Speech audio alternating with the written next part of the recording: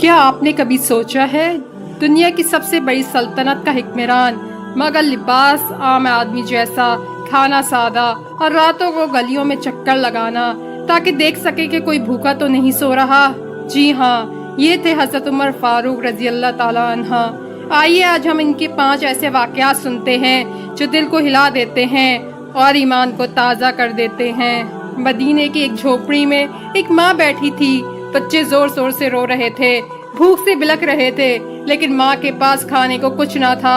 اس نے خالی دیگچی میں پانی ڈال دیا تاکہ بچے سمجھیں کھانا پک رہا ہے اور تھک کر سو جائیں۔ حضرت عمر رضی اللہ تعالیٰ عنہ رات کے گشت پر تھے۔ بچوں کے رونے کی آوازیں سن کر قریب گئے۔ منظر دیکھا تو آنکھوں میں آنسو آ گئے۔ پوچھا، بہن یہ بچے کیوں رو رہے ہیں؟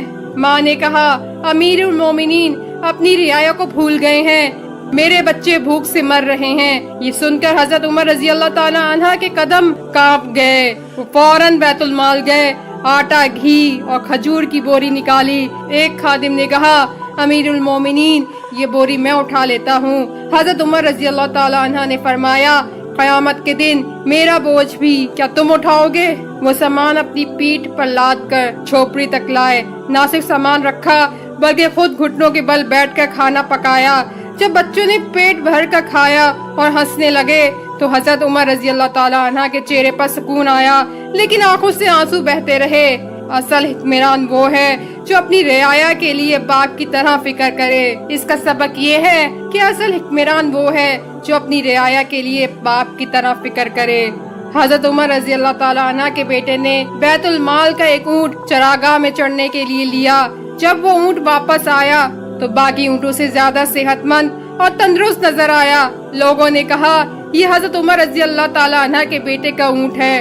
حضرت عمر رضی اللہ تعالیٰ عنہ نے یہ سنا تو فوراً اونٹ بیت المال میں واپس کروا دیا اور فرمایا، یہ عوام کا حق ہے، اگر لوگوں کو پتا ہے کہ یہ اونٹ میرے بیٹے کا ہے تو وہ اسے زیادہ کھلاتے ہیں، یہ خیانت ہے۔ اس کا سبق یہ ہے، عدل کا مطلب یہ ہے کہ اپنے بیٹے پر بھی رعایت نہ دی جائے۔ جب بیت المقدس فتح ہوا تو وہاں کے عیسائی پادریوں نے کہا کہ وہ صرف خلیفہ وقت کو چابی دیں گے۔ حضرت عمر رضی اللہ تعالیٰ عنہ مدینے سے روانہ ہوئے۔ ایک اونٹ تھا اور ایک خادم۔ کبھی خادم اونٹ پر بیٹھتا، کبھی حضرت عمر رضی اللہ تعالیٰ عنہ۔ جب شہر میں داخل ہونے کا وقت آیا تو باری خادم کی تھی۔ خادم اونٹ پر بیٹھا اور حضرت عمر رضی اللہ تعالیٰ عنہ نکیل پکڑ کر پیدل چل رہے تھے۔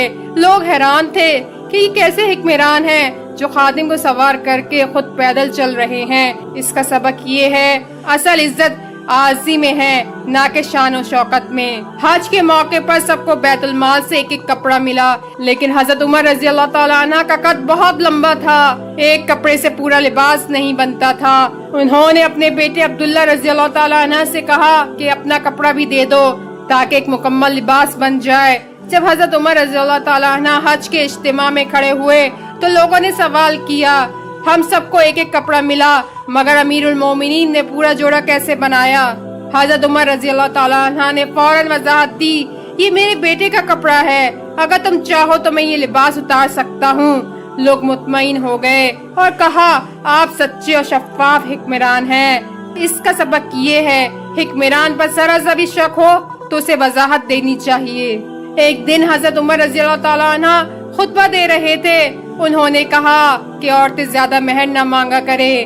ایک بڑھیا کھڑی ہوئی اور اونچی آواز میں کہا، امیر المومنین، اللہ نے قرآن میں کہا ہے، اگر کسی نے ڈھیر سارا مال بھی مہر کے طور پر دیا ہے تو واپس نہ لو۔ آپ عورتوں کو روکنے کا حق